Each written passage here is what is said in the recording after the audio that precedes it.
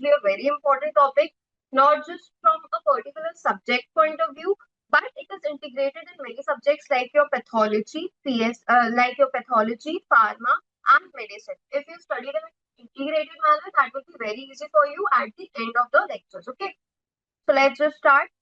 So before starting the cardiovascular system, we should know what all the points that are related to your heart. So cardiology is basically a branch of science which deals with the uh, diseases that are related to your heart. Okay, this is a normal anatomy of the heart. Like I'll just use a pen and show it to you.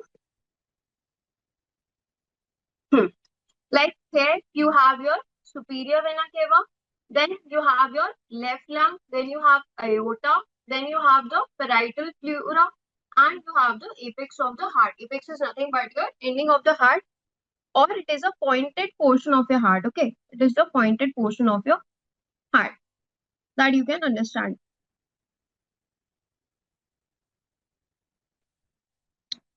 Next thing.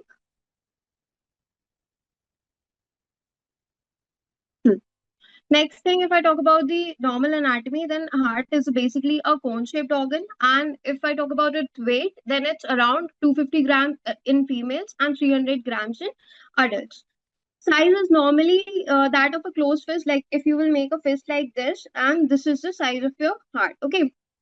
If I talk about the location, that your heart is located above your diaphragm and it is near the middle to the thoracic cavity between both the lungs. Your heart is located. That we all know, right? Next is, if I talk about the parts, then it has the four chambers, that is two atria and two ventricles.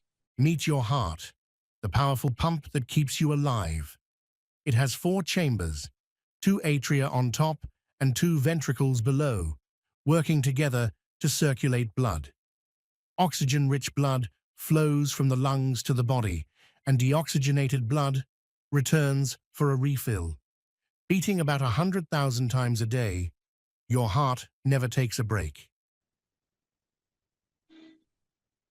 Let's talk about the covering of the heart.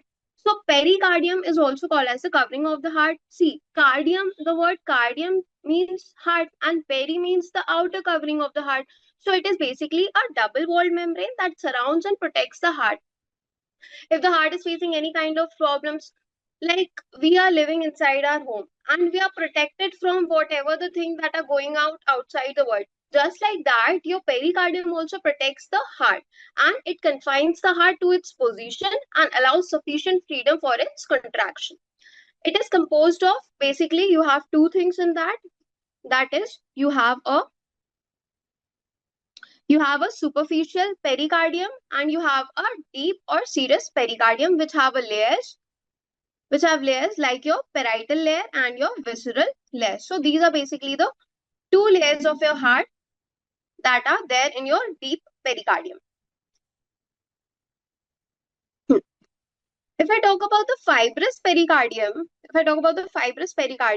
then it is made up of tough, inelastic, dense, and irregular connective tissues. Okay, you have regular connective tissues and you have irregular connective tissue. Now, this is composed of your irregular, dense connective tissue. It prevents the overstretching of the heart.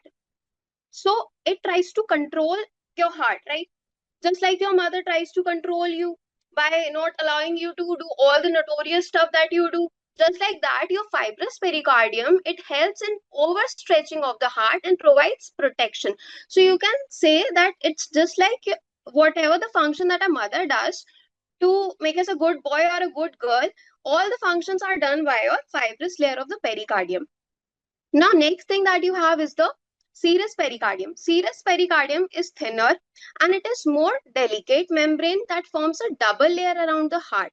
It is composed of two layers. What are the two layers it has? It has the parietal layer and it has a visceral layer. Okay. Now, this parietal layer is fused with your fibrous pericardium and this visceral layer is fused, also called as your epicardium. What is epi? Epi means the external or the outer. So it is the external layer of the heart. Then this Heart is safely wrapped inside a protective double-layered sac called the pericardium. It has an outer fibrous layer and an inner serous layer, with pericardial fluid in between to reduce friction. This fluid acts as a cushion, allowing the heart to beat freely without rubbing against nearby organs. The pericardium, small in size, vital in protection.